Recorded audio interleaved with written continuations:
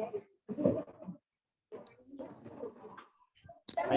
selamat malam Bapak Ibu dosen yang sudah hadir dan mahasiswa sekalian ya. Jadi kegiatan ini hari ini adalah evaluasi yang pertama, merupakan kegiatan yang wajib untuk kita lakukan dan kegiatan ini direkam sebagai dokumentasi bagian dari keaktifan Anda mengikuti program Merdeka Belajar ini ya. Jadi nanti juga akan saya share link untuk presensi ataupun kehadiran. Jadi tolong diperhatikan semuanya ya. Nah, kalau pertemuan kita ini mudah-mudahan efektif. Kalau efektif paling juga sekitar 1 jam ke depan ya.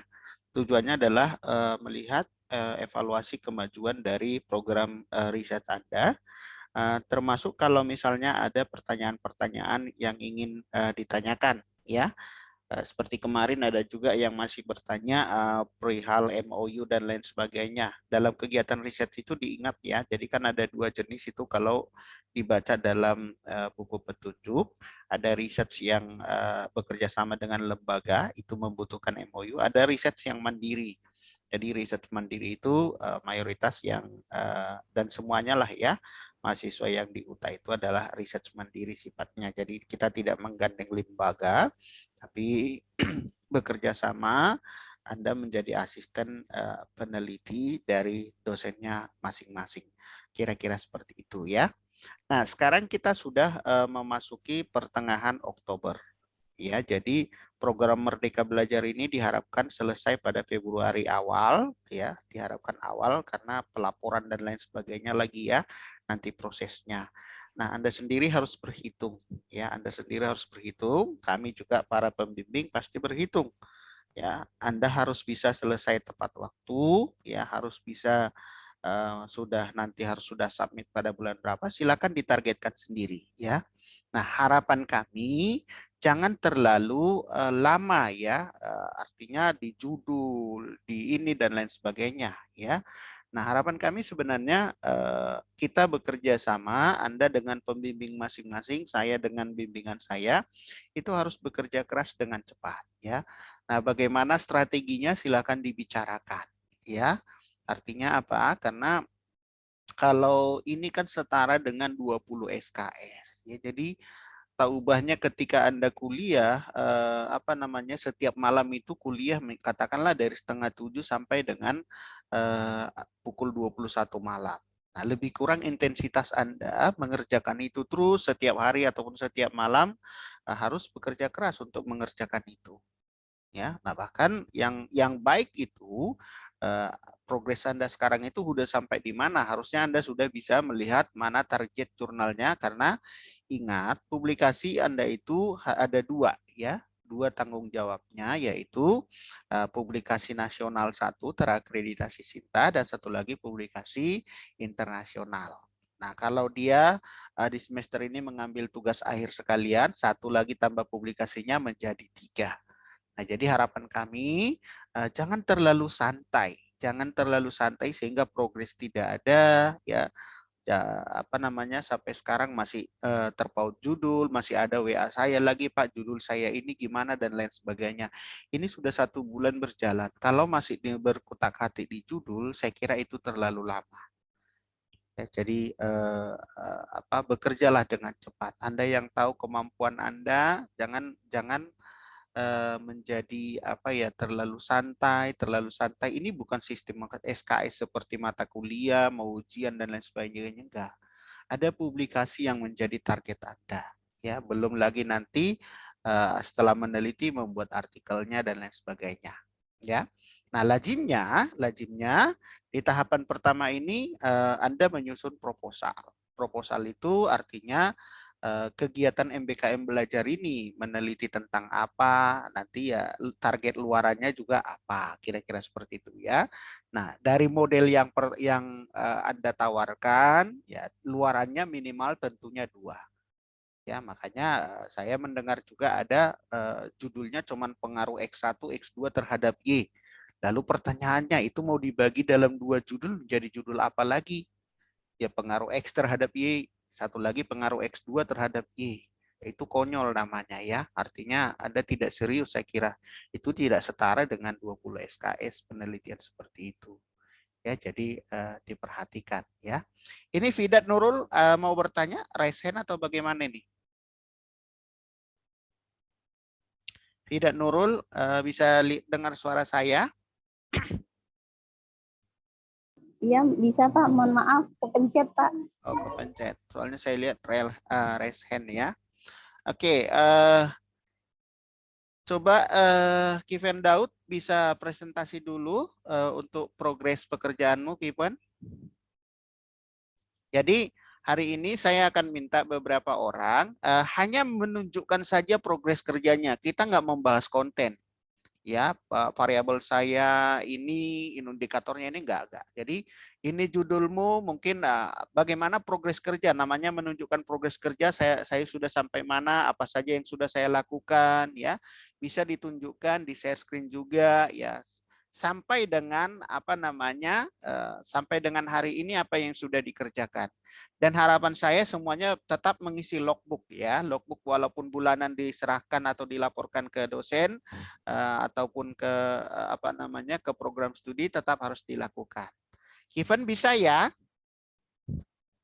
Bisa dengar suara Bapak Kiven? Iya bisa Pak. Ya, silakan ya. Sekitar 10 menit aja ya, Kiven ya. Artinya Oke, Pak. intisari saja tapi tidak perlu terburu-buru. Yang pertama bisa kamu sajikan, ini progres proposal saya, ini yang sudah saya kerjakan, apalah yang sudah dikerjakan. Ya, seperti itu ya. Oke, Oke. silakan, silakan.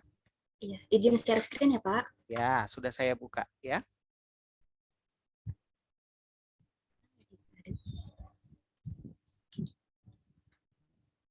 Habis ini Budi sudah hadir.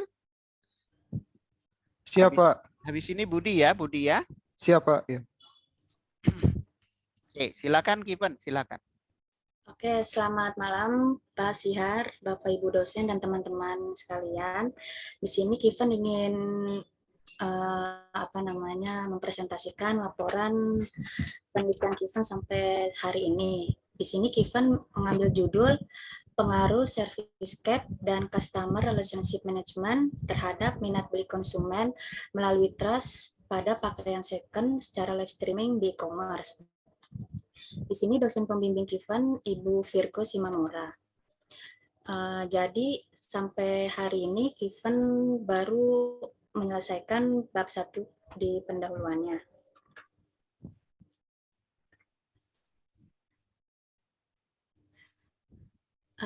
Oke, di pendahuluan pertama ini Kiven mencantumkan pengertian dari alasan kenapa pembelian pakaian second secara live streaming di e-commerce. Di sini menurut kutipan yang sudah Kiven pakai, melalui kegiatan belanja online, seorang calon pembeli dapat melihat terlebih dahulu barang dan jasa yang ingin mereka belanjakan melalui web yang dipromosikan oleh pihak penjual. Ini merupakan bentuk komunikasi yang baru yang tidak memerlukan tatap muka secara langsung, melainkan dapat dilakukan secara terpisah dari seluruh dunia maupun pada komputer maupun handphone yang sudah tersambung ke layanan web. Di sini ada digitalisasi sistem pembayaran mendukung pesatnya transaksi ekonomi digital melalui e-commerce di tengah pandemi COVID-19. Pada data 2020, terdapat kenaikan nominal transaksi e-commerce sebanyak 29,6% dari totalnya 205,5 triliun pada 2019 menjadi 266,3 triliun. Di sini datanya, Kiven ambil datanya dari databooks.kata.co.id. Nah, selanjutnya minat beli. Karena di sini fokus penelitian Kifan ini kan minat beli konsumen pada pakaian second secara live streaming di e-commerce. Jadi di sini ada pengertian dari minat beli itu sendiri adalah keinginan untuk melakukan pembelian menciptakan suatu motivasi yang terus terekam dalam benaknya dan menjadi suatu kegiatan yang sangat kuat, dan pada akhirnya ketika seseorang konsumen harus memenuhi kebutuhannya, akan mengaktualisasikan apa yang ada di dalam benaknya itu. Minat beli itu menurut Kotler dan Keller di tahun 2018 adalah bagian dari komponen perilaku konsumen dalam sikap mengkonsumsi, kecenderungan responden untuk bertindak sebelum memutuskan benar-benar dilaksanakan. Selanjutnya itu, minat beli konsumen sebagian besar itu dipengaruhi oleh trust konsumen itu sendiri. Agar dapat menarik minat konsumen untuk berkunjung dan bertransaksi melalui situsnya, perusahaan e-commerce harus membangun trust yang tinggi terhadap calon pembeli. Trust merupakan fondasi yang kuat untuk menentukan sukses atau tidaknya e-commerce ke depan. Ketika seseorang yang ingin melakukan transaksi secara online, maka hal utama yang harus diperhatikan adalah reputasi toko itu sendiri. Di sini ada data persaingan marketplace di Indonesia pada kuartal 2 2021. Di sini ada 5 e-commerce teratas, yaitu ada Tokopedia, Shopee, Bukalapak, Lazada, dan Blibli. Kalau di data ini, pengunjung web bulanan pada Tokopedia itu kan lebih unggul ketimbang daripada e-commerce yang lainnya. Selanjutnya di sini ada membangun trust dari CRM.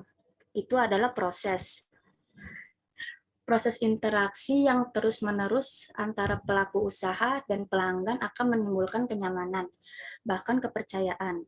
Salah satu aspek penting dalam bisnis menurut Zaid Hamal tahun 2019 menyebutkan bahwa kepercayaan terhadap penyediaan jasa adalah rasa aman dan terpenuhinya harapan konsumen. Jadi, kepercayaan itu bisa timbul dari proses interaksi yang terus-menerus antara penjual dan pelanggan. Tujuan dari CRM adalah membangun loyalitas konsumen. Kepercayaan bisa dikatakan kepercayaan menjadi sebagai mediator menuju loyalitas. Membangun kepercayaan konsumen juga perlu ada andil dari CRM yang baik sehingga timbul kepercayaan dari konsumen itu sendiri. Jadi berdasarkan uraian di atas, penelitian ini tertarik untuk melakukan penelitian yang berjudul pengaruh service gap dan customer relationship management terhadap minat beli konsumen melalui trust pada pakaian second secara live streaming di e-commerce. Sudah, Pak Siar. Baik. Sampai di tahapan ini ya, Given ya. Ya, betul, Pak. Oke. Terima kasih ya, Given ya. Lanjut Budi dulu ya. Setelah Budi, Ani ya. Ani udah hadir, Ani? Sudah, Pak. Baik. Silakan Budi.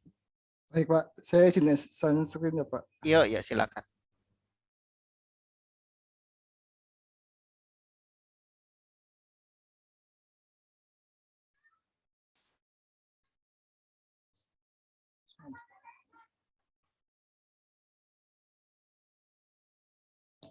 Sudah terlihat, Pak.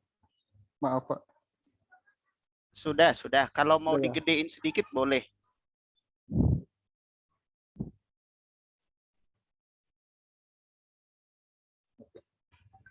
Selamat malam semuanya.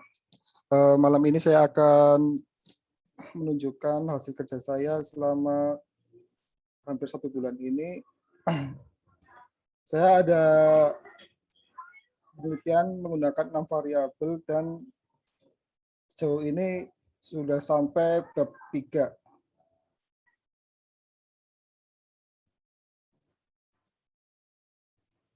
Untuk judulnya itu sendiri yaitu analisis efek mediasi self-efficacy dan komitmen organisasi pada pengaruh transformational leadership style dan budaya kerja terhadap kinerja dan kepuasan kerja karyawan di PT Sarana Lintas Caraka.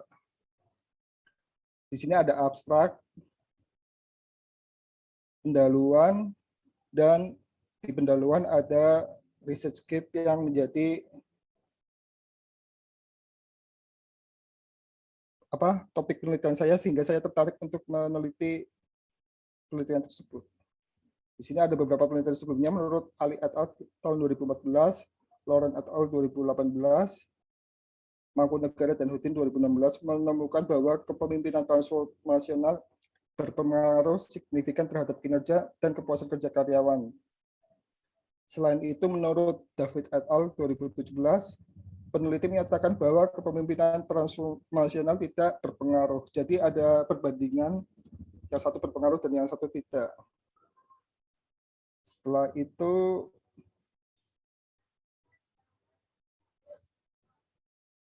ada identifikasi dan perumus masalah. Dari uraian latar belakang dan identifikasi yang penulis kemukakan tersebut di atas, dapat merumuskan permasalahannya, yakni apakah adanya pengaruh langsung antara transformational leadership style dan budaya kerja terhadap kinerja dan kepuasan kerja, atau apakah adanya pengaruh langsung efisiensi dan komitmen organisasi terhadap kinerja dan kepuasan kerja karyawan di batas ranah lintas saraka. Selain itu, apakah ada efek mediasi, efisiensi dan komitmen organisasi pada pengaruh transformational leadership dan budaya kerja karyawan terhadap kinerja dan kepuasan kerja karyawan batas ranah lintas saraka. Di sini ada tujuan, manfaat penelitian, kebaruan penelitian. Nah, di kebaruan ini atau yang biasa disebut novelty, penelitian ini menguji efek mediasi dari efisiensi dan komitmen organisasi pada pengaruh transformational leadership style dan budaya kerja karyawan terhadap kinerja dan kepuasan kerja karyawan di batas ranah lintas saraka. Penelitian dengan konsep ini juga belum pernah dilakukan sebelumnya oleh peneliti lain karena konsep ini diambil dengan meneliti efek kedua variabel mediasi pada pengaruh transformational leadership style dan budaya kerja karyawan terhadap kinerja dan kepuasan kerja karyawan. Ini sistematika penulisannya dari bab 1 sampai bab 3. Ada bab 2, kajian pustaka, pengembangan berbasis dan profil mitra. Di sini masing-masing variabel saya sajikan jurnal atau penelitian terdahulunya seperti apa. Yang pertama itu gaya kepemimpinan transformasional. Yang kedua, budaya organisasi. 3, self-efficiency, komitmen organisasi, kinerja karyawan, dan kepuasan kerja. Setelah itu kita kembangkan menjadi hipotesis. Ada 16 hipotesis yang saya buat dari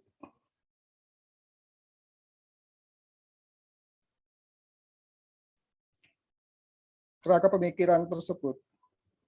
Nah, kerangkanya seperti ini. Jadi di sini saya bikin intervening modelnya dan apakah X1 berpengaruh terhadap Y1, itu pengaruh langsung, terus X1 ke Y2,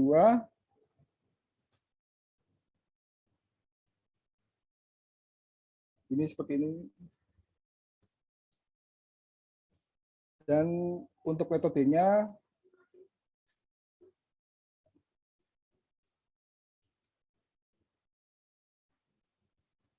seperti ini. Ini operasionalisasi variabelnya juga sudah saya kembangkan juga.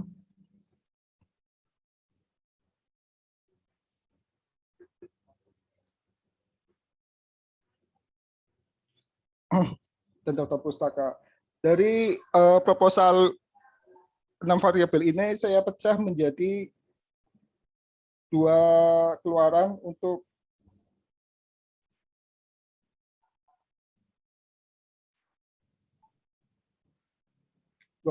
yaitu 3 keluaran. Yang pertama tadi itu yang 6 variabel, terus ini menjadi 5 variabel. Dan di sini kerangka pemikirannya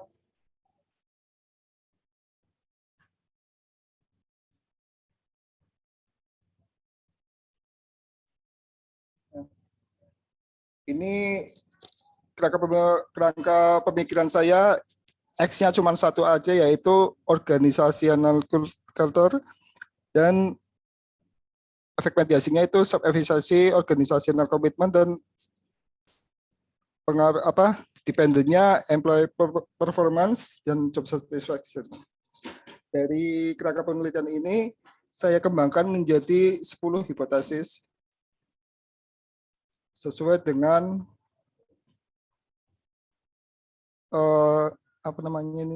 hipotesis yang saya kemukakan. Dan ini juga sudah sampai bab 3. Satu lagi,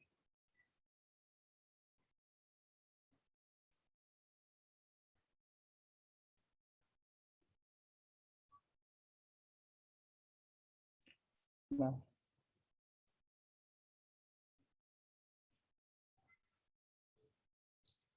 dan yang terakhir itu saya kembangkan juga menjadi 5 hipotesis, 5 variabel, dan menjadi 8 hipotesis. Di sini Y-nya, variabel Y-nya cuma ada satu, yaitu kinerja karyawan. Dan ini juga sudah di bab 3. Untuk kuesionernya sudah saya buat draftnya.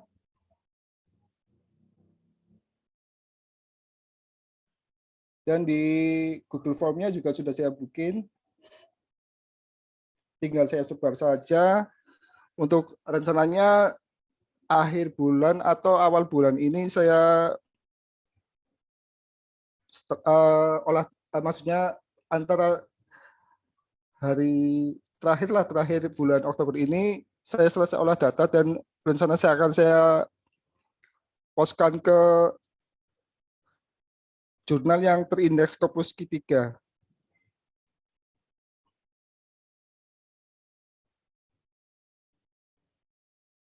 Di sini ada template artikel contohnya, tapi saya juga belum bisa mendapatkan template yang jurnal yang akan saya publikasikan.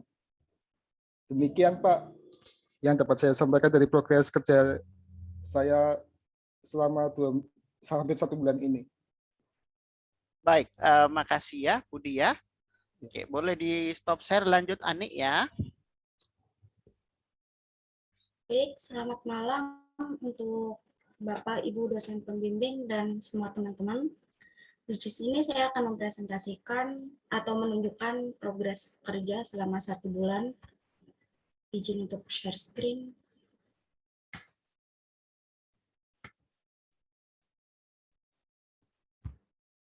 Untuk di bagian proposal, untuk saat ini saya sudah menyelesaikan sampai ke bab 3. Kemudian ini susunannya. Pada bab 1 itu bagian pendahuluan yang berisi tentang latar belakang, yaitu fenomena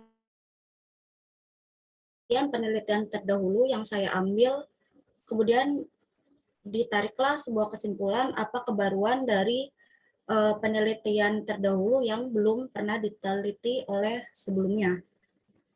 Kemudian ada identifikasi atau perumusan masalah, tujuan dan manfaat penelitian. Kemudian di sini dijelaskan juga apa kebaruan dari penelitian saya yang sebelumnya belum pernah diteliti oleh peneliti terdahulu. Di sini ada sistematika pelaporan juga. Kemudian pada bab 2 itu ada kajian teori dan proses pembentukan hipotesis. Kajian teori yang saya ambil yaitu teori perilaku terencana dari Ajizen. Ini gambar untuk teorinya. Kemudian di sini juga saya kembangkan menjadi beberapa hipotesis. Di sini saya dalam satu judul dibagi menjadi 3 artikel targetnya. Kemudian pada model penelitian yang pertama, itu saya ambil judul pengaruh kepuasan atas layanan publik, kepercayaan ke pemerintah, dan persepsi atas korupsi terhadap kesadaran pajak melalui moral pajak. Modelnya yaitu intervening. Di sini ada 7 hipotesis pada model penelitian pertama. Kemudian pada penelitian model yang kedua, itu saya ambil judul pengaruh sikap nasionalisme dan moral pajak terhadap kepatuhan pajak melalui kesadaran pajak. Ini juga modelnya intervening. Ada 5 hipotesis, 3 hipotesis yang ada sumbernya, kemudian 2 hipotesis ini merupakan kebaruan dari penelitian saya. Untuk model penelitian yang ketiga, saya ambil judul moderasi sikap nasionalisme atas pengaruh moral pajak terhadap kesadaran pajak dan kepatuhan wajib pajak.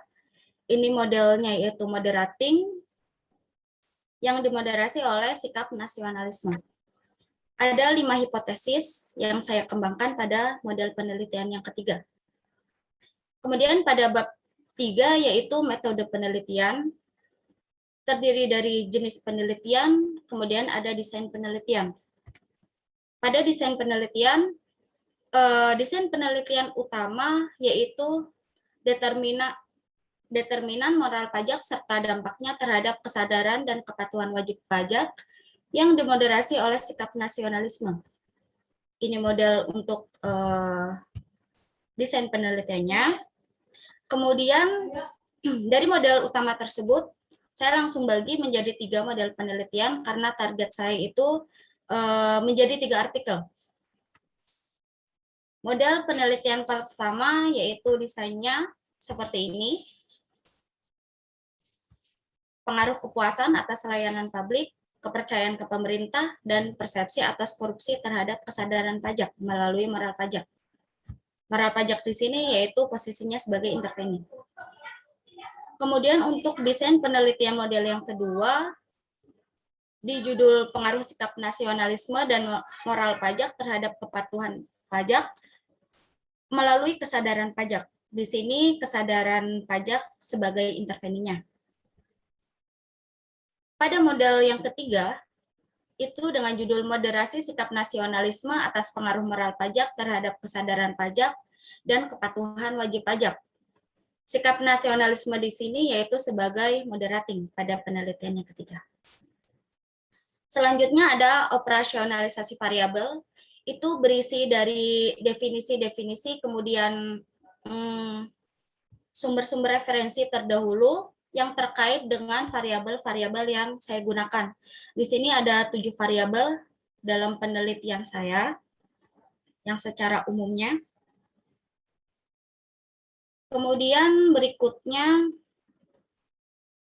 ada tahapan atau prosedur penelitian dari pengumpulan data sampai dengan proses uji hipotesis dan validitas. Kemudian ada populasi sama sampel.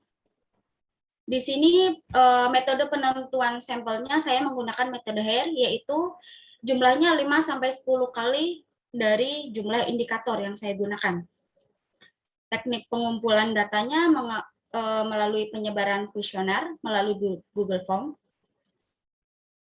Kemudian di sini ada instrumen penelitian dan analisis data.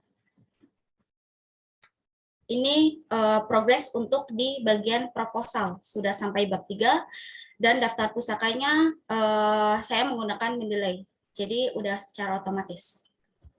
Kemudian selain saya mengerjakan proposal, saya juga udah mengerjakan kuesioner untuk saya sebar. Ini untuk data kuesionernya. Ada 56 pertanyaan total secara keseluruhan. Kemudian di sisi lain, sembari saya mengerjakan, saya udah sebar juga untuk Google Form-nya. Untuk per hari ini, data responden yang udah menjawab itu ada 156. Targetnya kurang lebih 300-600 responden, karena saya menggunakan metode Hare itu. Kemudian di sini saya ada juga target untuk luarannya. Nah, targetnya itu yang pertama ke jurnal nasional, yaitu Sinta 3. Kemudian untuk internasionalnya itu Journal of Accounting, Business and Finance Research. Kemudian untuk yang publikasi tugas akhir saya dipublish ke Sinta 4. Ini untuk target luaran dari 3 judul yang saya buat. Di sini saya juga ada salah satu artikel yang sudah saya buat, yaitu untuk dipublish ke Sinta 3. Ini contohnya, yaitu pada pengaruh kepuasan atas layanan publik, kepercayaan ke pemerintah, dan persepsi atas korupsi terhadap kesadaran pajak melalui moral pajak. Di sini formatnya saya udah mengikuti berdasarkan yang link Sinta tadi ya, yang Sinta 3. Di sini linknya, di sana itu udah ada petunjuknya dari size-nya, kemudian perataannya atau margin-nya, kemudian nanti komponen di dalamnya itu harus apa aja, itu udah dijelaskan secara detail di link tersebut. Jadi kita ikutin panduan sesuai yang ada di link tersebut.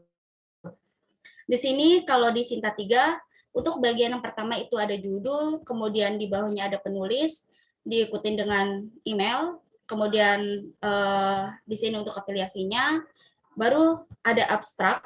Abstrak itu dibuat 2 bahasa, 1 bahasa Indonesia, 1 bahasa Inggris. Kemudian setelah abstrak itu ada bagian pendahuluan. Pendahuluan itu merupakan fenomena, kemudian diikuti dengan penelitian-penelitian terdahulu. Setelah itu diikuti dengan metode penelitian yang dipakai.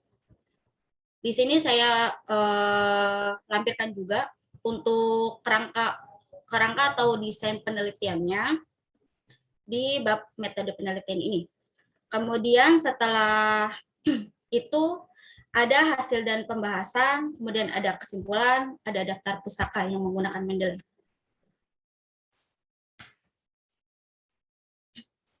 Oke, terima kasih Pak. Berikut yang udah saya sampaikan. Baik, terima kasih ya. Terima kasih untuk Ivan, terima kasih untuk Budi dan juga untuk Ani. Baik, sebenarnya yang ingin kita evaluasi adalah progres semuanya, tetapi ini adalah evaluasi tahap pertama. Nanti setiap bulan tentu akan ada pertemuan kita secara berkelanjutan. Nah, yang ingin saya sampaikan dari ketiga hal itu, silakan melihat punya teman-temannya, melihat progresnya. Ya, seperti yang saya katakan tadi di pembukaan, Anda harus berstrategi bagaimana caranya supaya dengan cepat Anda bisa menyelesaikan riset tersebut. Kalau saya, di 3 bimbingan saya, yang pertama saya lakukan adalah kita menemukan topik dan juga apa kebaruan yang mau kita bawa. Langkah selanjutnya yang kita susun adalah kuesioner. Ya, kemudian setelah itu, setelah kuesioner kita buat, itu langsung disebar karena kita berpacu. Karena target saya dengan bimbingan adalah pada bulan November kita sudah submit. Sudah ada submit minimal 1. Ya, jadi kalau pada bulan November sudah harus kita submit, ya mudah-mudahan mungkin kita sudah punya LOA di bulan mungkin Desember atau Januari ya, mudah-mudahan kalau bisa terbit sebelum Februari bagus, kalau enggak ya minimal LOA sudah kita pegang. Artinya bagi anak didik kami semuanya yang mengambil MBKM Research itu merupakan sudah persyaratan yang sudah bisa diterima sebagai bagian dari pengakuan SKS. Karena bisa juga nanti ya pengalaman saya misalnya semester lalu saya menulis di jurnal internasional, setelah menerima LOA itu 8 bulan baru terbit ya jurnal internasional ya. Jadi sangat penting untuk berstrategi bagaimana mengerjakan penelitian ini dengan cepat. Silakan, saya tidak akan membahas konten ya karena itu adalah tanggung jawab Anda dan para pembimbing masing-masing. Tapi yang ingin kita evaluasi adalah bagaimana progres itu bisa berjalan dengan baik, dan ingat ini seperti yang saya katakan tadi, ini setara dengan 20 SKS. Jadi setiap malam, ibaratkan sedang kuliah, Anda sedang mengerjakannya dari jam 6:30 sampai dengan pukul 21, itu sama dengan kuliah setiap harinya. Ya, jadi jangan santai ya, jangan santai ya. Nah, di dalam MBKM Research ini kita harus punya dokumen. Ya, jadi nanti saya akan diskusi dengan teman-teman dosen pembimbing kami semuanya. Harapan kita sih sebenarnya akhir Desember ini harus sudah jadi dalam bentuk proposal. Jadi proposal itu ya proposal penelitian, tetapi nanti diharapkan target luarannya juga tertulis di bagian bab 3 itu ya. Kenapa? Karena ini harus kita dokumentasikan. Ya, jadi nanti ada lembaran-lembaran persetujuannya juga dari pembimbing. Nanti saya kirim untuk formatnya ya, biar seragam untuk semuanya. Nah itu penting. Artinya proposal yang dikumpulkan satu aja, yaitu proposal gabungan. Kira-kira seperti itu. Proposal utama dalam artian walaupun nanti bentuk luarannya itu lebih dari satu, tapi untuk proposal itu cukup satu saja. Hanya nanti di bagian metodologi bisa dijelaskan nanti di sana atau di bagian penjelasan lah bentuk-bentuk luaran yang menjadi target dari penelitian kita masing-masing, termasuk target luarannya di mana nanti dipublikasi. Itu sangat penting ya. Nah, dari teman-teman yang tadi yang presentasi dari Budi itu kemajuannya luar biasa ya. Jadi dengan banyak hipotesis, saya yakin Budi bekerja keras untuk itu ya. Given juga dipercepat ya, Given ya, dan teman-teman yang lain yang masih di pendahuluan ya. Budi sudah sampai kuesioner. Saya kira kalau nyebar kuesioner Budi sudah bisa langsung ya. Apalagi kamu sudah buat Google Form-nya, langsung disebar aja. Karena kalau nanti kita mengolah data itu kalau responden lebih banyak itu akan lebih bagus. Artinya kemungkinan validitas reliabilitasnya akan lebih kuat nanti ya. Jadi kalau sudah disebar, kalau nanti November sudah terkumpul semuanya atau awal November pun sudah terkumpul, sudah bisa diolah. Nah, saya lihat punya Ani tadi sudah di atas 100 sekian ya. Sebenarnya Ani variabelmu banyak, tetapi kan ketika dipecah dia menjadi 3 artikel, sebenarnya dalam satu artikel itu sekitar 4 atau sekitar 4 variabel ya. Jadi kalaupun indikatornya berapa menggunakan HIR 5-10 kali dari jumlah indikator, kalau misalnya mencapai 200-an pun itu sudah bisa. Jadi nanti kita lihat kalau sudah mencapai 200-an coba kamu olah langsung. Ya kan sudah pernah ya di kuliah kita di metodologi udah bisa mengolah data sendiri, coba diuji coba model yang pertama ya. Nanti kalau kurang bagus tambahin lagi dengan data yang masuk. Nah, kalau bisa langsung diselesaikan artikel yang pertama. Sembari disusun lagi untuk artikel kedua dan ketiga. Jadi harus jelas perbedaannya ya. Nanti untuk artikel yang kedua harus ditranslate lagi dalam bahasa Inggris dan kita sudah tetapkan target jurnalnya ya. Nah, mudah-mudahan tercapai. Budi luar biasa itu kalau bisa kamu tembus Q3 ya, Scopus Q3 ya. Bekerja keras, silakan diskusi terus dengan Bu Neti dan saya yakin itu pasti akan bisa ya. Nah, alangkah baiknya anak didik kami semuanya sudah ditetapkan mana target jurnal, itu juga bagian dari strategi. Sebab kenapa? Ketika Anda sudah menyusun bentuk artikel, Anda langsung mengikuti format tujuan. Jadi tidak mengedit-edit lagi. Ya, makanya beberapa dari kalian bertanya ke saya, Pak, formatnya apakah mengikuti waktu kelas metodologi atau bagaimana? Saya jawab, sesuaikan dengan target tujuan jurnalmu. Mau publish di mana? Sebab sedikit banyak itu ada perbedaan. Ya, ada perbedaan. Ya, artinya nggak bisa kita paksakan versi kita. Kita nurut saja sesuai dengan target tujuan. Ya, jadi belajarlah dari sana. Ya, silakan. Artinya seperti yang saya katakan, ciptakan strategimu sendiri. Bagaimana caranya dalam 6 bulan ini bisa menerima LOA paling tidak. Kalau Anda yang mempublish dalam 2 artikel, bagaimana caranya terbagi menjadi 2 artikel. Ya, dan kalau menjadi 3 artikel, bagaimana caranya, dan Anda akan dibimbing oleh dosen pembimbing masing-masing. Percaya dan yakin pasti bisa. Ya, nah kemudian ada juga kemarin yang WA ke saya mengenai luaran, harus 2 Pak katanya kan, ditanda tanya lagi, nggak bisa 1. Nah ini sudah menjadi ketentuan, nggak bisa ditawar ya. Makanya waktu pertemuan bulan lalu saya sudah sampaikan, 1 wajib itu internasional, 1 itu yang jurnal nasional yang terindeks SINTA. Jadi jangan nggak ada lagi tawar-menawar. Anda terlalu lama berpikirnya. Ya, terlalu lama berpikirnya. Ada juga yang WA saya, layak nggak judul ini, Pak? Saya bilang tanya ke pembimbingmu. Ya, jadi saya tidak memutuskan layak atau tidak, tapi pertanyaan saya, kira-kira udah dibagi nggak itu menjadi 2 model, gitu ya. Nah, menjadi 2 model maksudnya kan 2 luaran, ya kan? Satu di jurnal nasional, satu dengan jurnal internasional. Nah, nasihat saya sama seperti bimbingan saya, ya terutama yang untuk target-target internasional dan Sinta 3 ke atas. Ya, kalau Sinta 3 ke atas itu lumayan ketat. Ya, artinya kemarin bimbingan saya skripsi udah publish di Sinta 5. Ya, itu juga lumayan koreksi. Artinya jangan main-main ya dalam artian pembuatan daftar pustakanya. Nah, kan kemarin juga saya sudah bilang saya wajibkan menggunakan Mendeley. Maka jangan dilupakan, Anda di kelas metodologi kan sudah menggunakan Mendeley. Jangan di kelas MBKM jadi mundur lagi, jangan. Nah, kalau dia untuk publikasi internasional, coba mayoritas referensinya internasional. Nah, itu saya alamin berulang kali untuk publish internasional. Diminta. Bahkan sekarang saya sedang membantu ada 3 orang mahasiswa S3 untuk publikasi internasional. Ditolak kenapa? Karena mayoritas referensinya itu adalah yang lokal, Indonesia punya. Nah, jadi tolong disesuaikan. Ya, jadi yang pertama, tetapkan targetmu, yang mana jurnal yang dituju. Ya, kemudian langsung mengikuti petunjuk penulisannya. Jadi kita bekerja dengan cepat.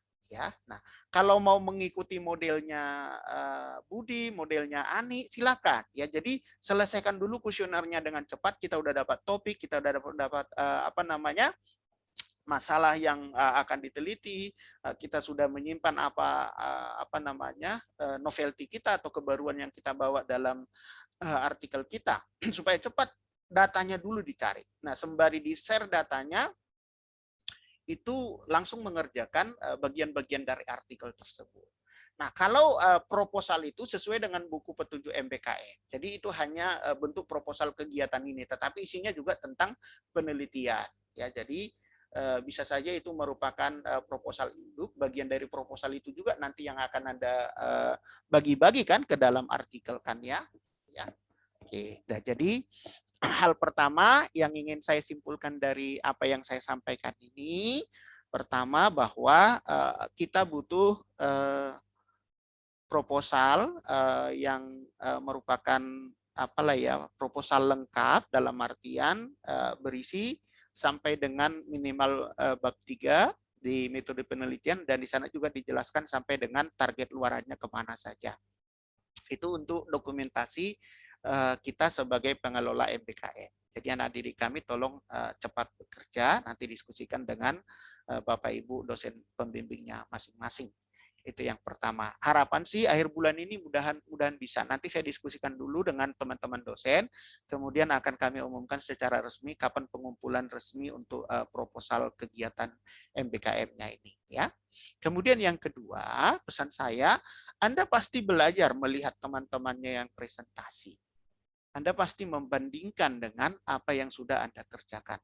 Saya tidak tahu progres Anda masing-masing, ya, dan saya juga tidak tahu sejauh mana Anda sudah bekerja. Tetapi saran saya, milikilah strategi. Mengerjakan sesuatu itu kan harus strategi. Anda juga kan di tempat pekerjaan selalu berpikir strategi sebagaimana supaya kerja kita efisien dan efektif. Saya juga seperti itu, ya. Nah, misalnya di kelas ini termasuk Anda banyak sering bertanya ke saya. Di kelas metodologi saya membimbing 26 sekaligus untuk judul dan lain sebagainya. Belum saya di tempat saya mengajar metodologi di kelas S2, ada 2 kelas juga membimbing, satu kelas 30-an juga untuk judul-judul untuk tesis mereka. Nah, jadi bagaimana cara kita berstrategi untuk membagi waktu dengan baik. Ya, bagaimana saya juga di sela-sela pekerjaan saya sehari-hari yang harus saya lakukan. Jadi berstrategilah mengerjakan itu, ya. Nah, saya yakin kalau masalah kemampuan Anda pasti bisa karena didampingin oleh dosen masing-masing. Anda juga sudah pernah membuat artikel di kelas metodologi penelitian. Nah, saya bangga ya, Budi, saya lihat ya. Saya bukan berarti nggak bangga dengan yang lain. Saya nggak tahu pekerjaan Anda yang lain, tapi saya minta hari ini ada Kevin, progresnya sudah bagus, cuman lebih cepat lagi ya Kevin-nya. Budi juga progresnya luar biasa, Ani juga progresnya luar biasa. Nah, kalau pergerakan kalian seperti itu, saya yakin MBKM kita ini akan berhasil. Ini setara dengan 20 SKS, jadi kerjakanlah dengan sungguh-sungguh. Ya, luaran sudah ada, model sudah ada, gambar sudah ada, teori sudah ada, proses bahkan di setiap proses hipotesis sudah didukung 3 sampai 4 sampai 5 penelitian terdahulu dan sudah didominasi oleh penelitian luar. Itu luar biasa. Ya, sangat cepat bekerjanya dalam waktu 1 bulan. Kalau itu kami optimis sebagai pembimbing ya. Jadi kembali kepada kalian ya. Karena saya juga mengalami di kelas-kelas lain juga ya, kadang-kadang kita yang repot nanya, udah sampai mana, padahal ini kepentingan kalian. Bayangkan nanti kalau misalnya sampai dengan Februari nggak submit, nggak publish, nggak ada LOA. Kira-kira apa keputusan yang bisa kami ambil untuk penilaian untuk kalian? Setara dengan 20 SKS loh. Ya, jangan sampai gagal ya. Ini proyek MBKM kita yang pertama, tahun pertama, harusnya bisa ya, dan saya yakin bisa semuanya ya, jadi nggak ada yang nggak bisa ya. Nah, Anda boleh tetap bertanya ke saya, boleh, tetapi utamakan tetap ke pembimbingmu ya, karena penelitianmu itu kan sudah dibantu oleh pembimbingmu pemodelannya. Nah, kalau bimbingan saya itu bagian dari riset saya, jadi saya langsung share ke mahasiswa, ada 3 bimbingan saya, dan semuanya sudah di tahapan penyebaran kuesioner dan semua sudah membuat bab 1 sampai bab 3 dan juga sudah melihat semuanya artikel yang dituju sudah diikuti. Nah, jadi saya bilang bulan November kita sudah submit jurnal pertama. Kalau kalian sanggup mengolah data ya sampai jurnal kedua, ketiga. Ya lebih cepat lebih bagus. Ya lebih cepat lebih bagus. Ya, jadi Anda sendiri yang menentukan dan kami sangat mendukung apapun yang kalian lakukan. Ya, jadi itu harapannya. Nah, proses evaluasi ini yang pertama, nanti di bulan November kita akan evaluasi lagi. Saya akan minta mungkin perwakilan yang lebih banyak lagi, ya menunjukkan progres kerjanya. Mungkin dari setiap program studi 2 atau 3 orang. Ya menunjukkan saja progres kerjanya udah sampai mana. Mungkin sudah submit atau mungkin sudah bahkan menerima LOA, ya luar biasa. Ya, harus seperti itu sekarang. Saya juga surprise untuk bimbingan skripsi saya yang saya membimbing 3 orang, 2 orang sudah publish termasuk di Sinta, 1 orang sedang menunggu LOA-nya karena ada revisi. Nah, itu juga mereka kerjakan dalam waktu yang cepat sejak mereka sidang skripsi. Nah, dan pola bimbingannya sama, berstrategi semuanya ya. Sudah langsung punya target jurnalnya di mana saja. Oke, jadi jangan lupa ya, mampatkan hari-harimu. Jangan lupa isi logbook. Ya, isi logbook tetap. Progres kerja Anda setiap hari tuliskan. Dan yang Anda tuliskan itu benar-benar Anda kerjakan. Kalaupun hanya membaca jurnal, itu penting. Hanya membaca jurnal pendukung untuk penelitian. Ya, mencari misalnya apa lagi tempat untuk publish. Di pertemuan bulan lalu saya sudah paparkan semuanya. Cara mencari jurnal Sinta ini webnya Anda sudah lihat. Cara mencari jurnal internasional kalau Scopus ini, yang lainnya ini saya sudah tunjukkan semuanya. Bahkan saya juga sudah mereview penggunaan Mendeley sudah. Cara mencari jurnal-jurnal internasional dari Google Scholar saya sudah tunjukkan semuanya. Ya. Nah, Anda bisa melihat itu semuanya. Bahkan saya masukin ke YouTube, Anda bisa lihat setiap saat. Ya, jadi harusnya Anda bisa bekerja lebih cepat lagi. Ya, jadi manfaatkan semuanya. Boleh saling diskusi ya kalau sesama kalian juga ada yang mau ditanyakan. Saya lihat progres Budi dan Ani itu cepat, ya silakan. Ya, saya juga kewalahan jujur. Saya kewalahan membimbing Ani. Karena begitu saya koreksi malam ini, besok sudah muncul lagi hasilnya. Sudah saya kerjakan. Sementara yang saya koreksi banyak sekali. Ya, belum kelas metodologi, 26 proposal sedang berjalan. Dan saya bilang ke mereka itu semester ini targetnya juga harus publish. Jadi saya targetin mereka itu setelah mid test mereka itu ngolah data langsung. Ya, kalau sekarang sudah berjalan mengerjakan pendahuluan, baru pendahuluan bab 1. Ya, tetapi sudah langsung format jurnal.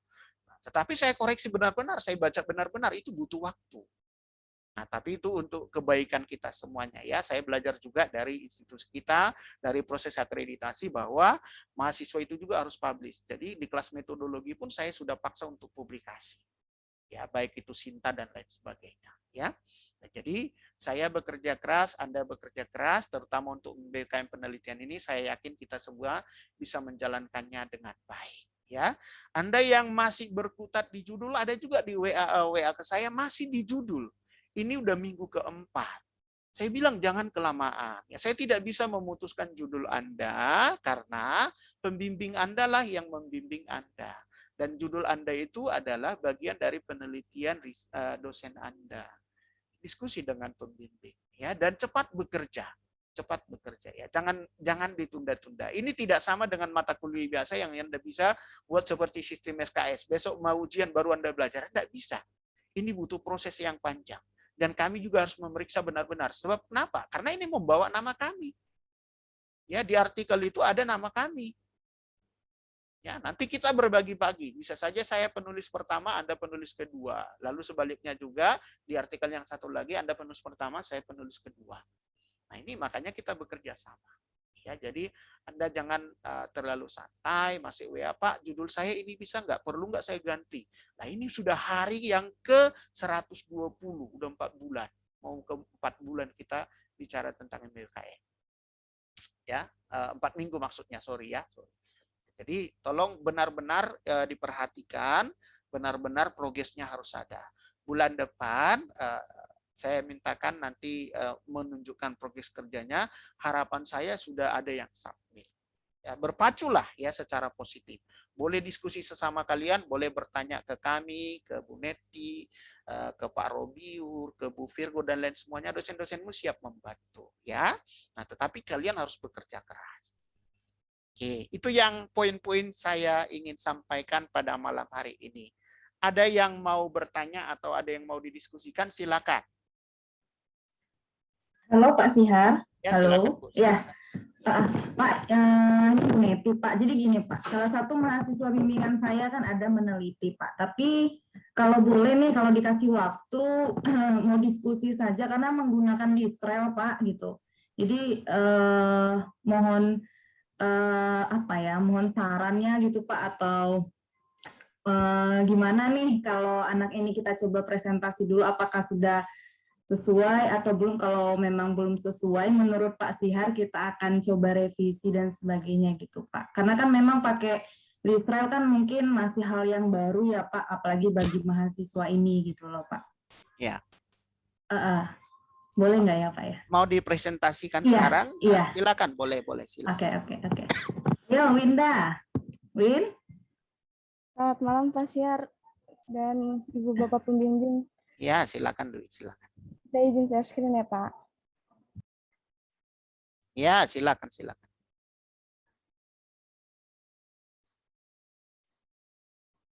Untuk MBKM kali ini, saya menggunakan judul Pengaruh Innovation Culture, Self-Efficacy, Techno-Stress, Work-Family Conflict, Burnout, dan Workplace Well-being sebagai variable intervening terhadap job performance. Saya sudah menyusun sampai bab 3. Di sini ada pendahuluan latar belakang, dan ada research gap dari penelitian terdahulu juga.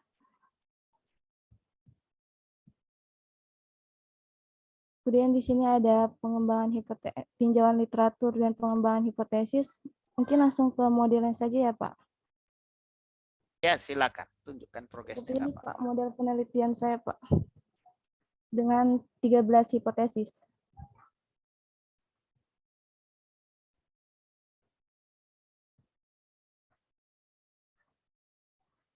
Apakah sudah benar bisa Pak?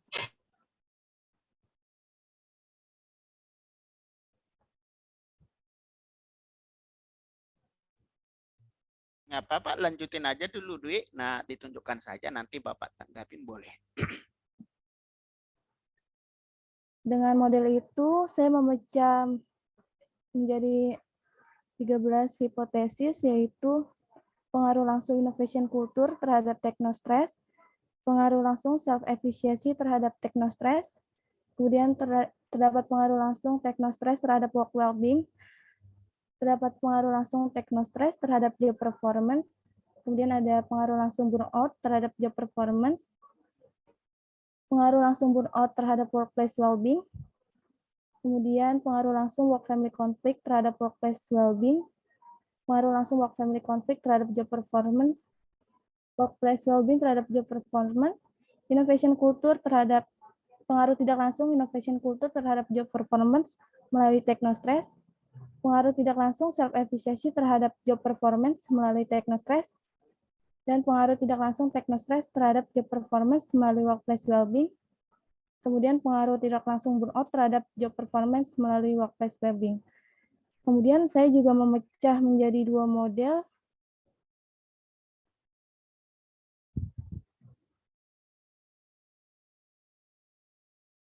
Model yang selanjutnya, saya pecah menjadi 9 hipotesis.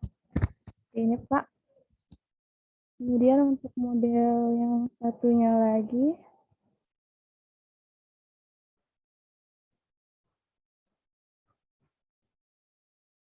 saya pecah menjadi 10 hipotesis, Pak. Demikian, Pak. Baik, makasih ya Dwi ya, bagus ya perkembangannya luar biasa. Segera ini ya, kuesioner udah dibuat Dwi? Belum, Pak, masih progres. Oke, segera kalau bisa sembari jalan utamakan dulu kuesioner dan utamakan dulu disebar datanya biar dapat dengan cepat. Lisrael itu software yang sangat sensitif ya, jadi nanti harus apa namanya kriterianya nanti Bu Neti sudah menguasai Lisrael dengan baik ya, jadi nanti harus memenuhi kriteria, ada confirmatory faktor analisis dan juga goodness of fit-nya.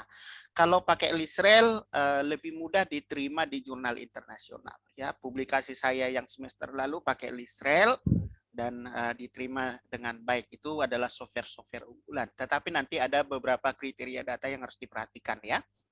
Nanti sembari berjalan, saya akan diskusi dengan Bu Neti kalau ada masalah. Kemungkinannya seperti ini nanti.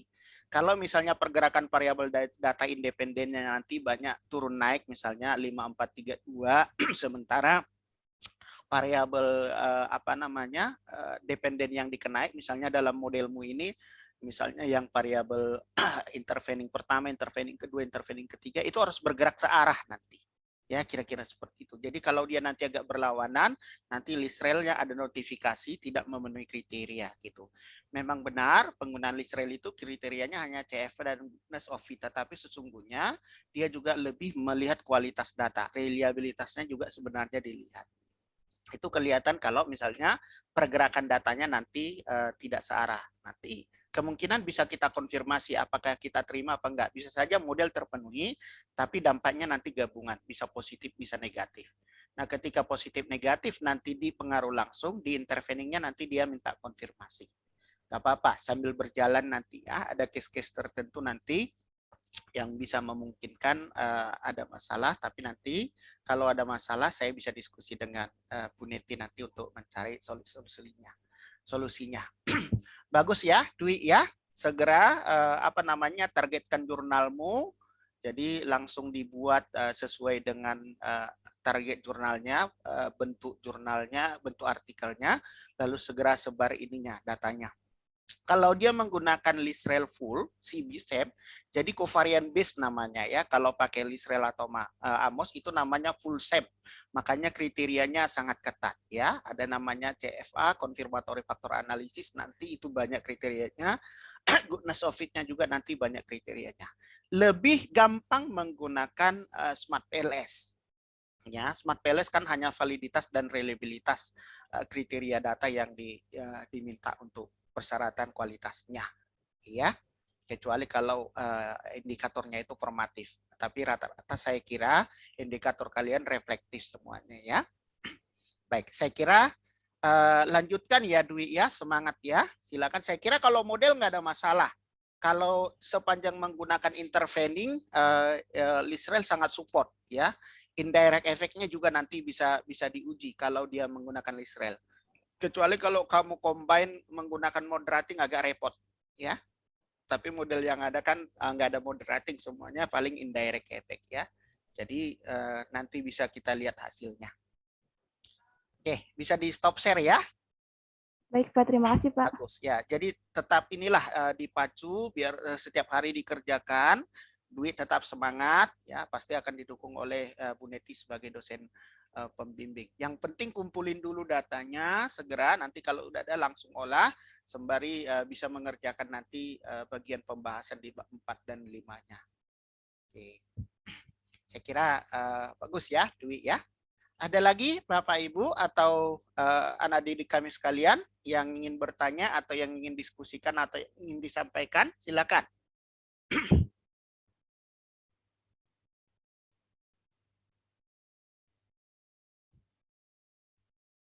Oke, tidak ada lagi. Bu Neti masih ada Bu yang mau disampaikan? Mungkin Bu Neti, Pak Robiur, Ibu kita yang tercinta, Bu Virgo, Bu Kalisa, Bu Ajeng, dan Bapak Ibu yang lain. Silakan kalau ada yang mau ditambahkan sebelum kita tutup evaluasi kita hari ini.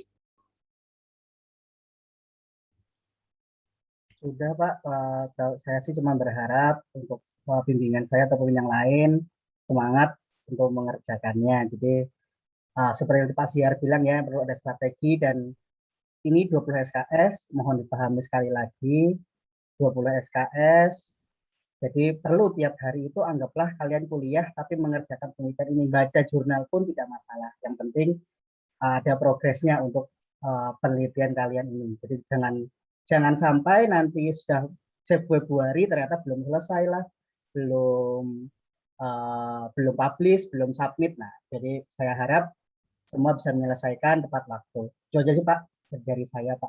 Baik, makasih Pak Robiur. Bapak Ibu yang lain ada ya lagi yang ingin disampaikan nasihat untuk anak didik kita semuanya? Ya Pak Sihar, terima kasih atas arahannya Pak Sihar. Kalau dari saya cukup sih Pak. Tadi ada 2 yang sudah menjelaskan progresnya. Semoga bimbingan saya bisa memperhatikan dengan baik progres temannya ya. Di sini kan seenggaknya kita berpacu ya Pak ya, gitu kan, untuk Betul, Bu. Betul. untuk berpacu. Jangan, maksud saya yang belum sampai seperti tadi jangan down gitu loh. Yang saya takutin nanti loh yang Bu itu udah sampai di sini, saya belum sampai di sini, gimana dong. Jangan sampai stres seperti itu ya teman-teman ya. Saya mohon seperti itu. Kalau misalkan udah sampai stres seperti itu, jadi nggak bisa mikir, yang saya takutin gitu. Jadi dibawa santai tapi serius gitu ya. Teman-teman yang tadi sudah mempresentasikan, terima kasih. Semoga sebagai acuan juga dari teman-temannya yang belum sampai progresnya belum sampai di situ gitu aja sih. Semoga jangan stres dulu melihat progres temannya gitu. Yang penting di diri kita sendiri ngerjainnya serius, yang penting keseriusan sih. Terima kasih Pak Sihar arahannya, dan teman-teman saya mohon keseriusannya gitu aja. Terima kasih Pak.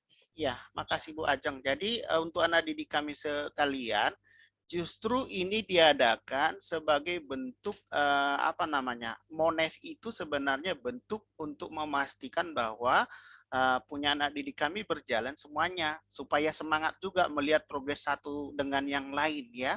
Nah, makanya tadi saya bilang ciptakan strategimu sendiri, bagaimana caranya supaya bisa bekerja dengan cepat. Saya yakin kalau didiskusikan dengan dosen pembimbing masing-masing akan bisa berjalan dengan baik ya. Jadi semangat ya.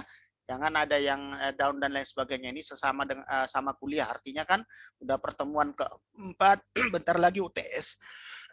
Kalau UTS berarti setengah dari pekerjaanmu sudah harus selesai. Kira-kira seperti itu ya. Ya, jadi setelah UTS itu sudah harus mulai mengolah data, mengumpulkan data, udah harus selesai dengan cepat lah ya bekerja ya. Oke. Yang lain ada lagi Bapak Ibu yang ingin menyampaikan nasihat untuk anak didik kita semuanya biar lebih semangat lagi? Silakan Bapak Ibu. Nah, aku dah Pak Sihar, boleh ya Pak? Boleh, silakan. Iya, oke. Terima kasih Pak Sihar sudah membantu kami gitu ya Pak Sihar, yang membantu anak-anak kami dalam proses MBKM riset ini. Nah, untuk adik-adik semua, untuk adik-adik kami semua yang masuk ke dalam MBKM riset ini, tetap semangat ya, jangan, tadi seperti bilang Bu Acing, jangan down.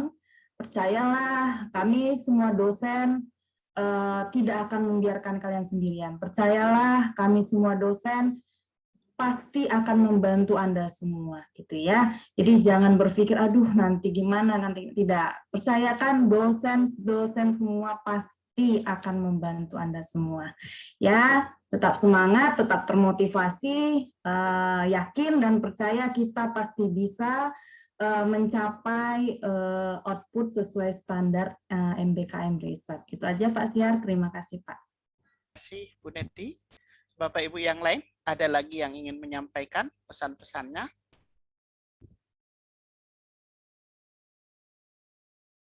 Baik, kalau nggak ada lagi, saya sudah screen untuk presensi. Kegiatan kita juga hari ini saya rekam. Tadi saudara-saudara saya sudah bilang, nanti tetap akan ada dalam bentuk proposal gabungan dari model-model Anda. Silakan ya, satu aja proposalnya untuk dokumentasi MBKM. Jadi nanti mungkin saya diskusikan dulu sedikit nanti dengan dosen-dosen pembimbing secepatnya ya. Mungkin nanti akan dimintakan akhir bulan ini atau awal bulan November lah ya. Baik, itu saja. Terima kasih Bapak Ibu dosen pembimbing, Bapak Ibu dosen, dan anak didik kami sekalian. Terima kasih. Di bulan depan November kita akan ketemu lagi dengan evaluasi draft kemajuan anak didik kami sekalian. Harapan saya ketika bulan depan sudah presentasi, sudah ada yang submit. Ya, syukur-syukur sudah ada yang dapat LOA. Baik, salam sehat, selamat malam semuanya. Selamat malam Pak, terima kasih Pak. Terima kasih ya. Selamat malam Pak, terima kasih Pak Siar. Yuk, yes. Terima kasih Pak Siar. Sama ya Bapak.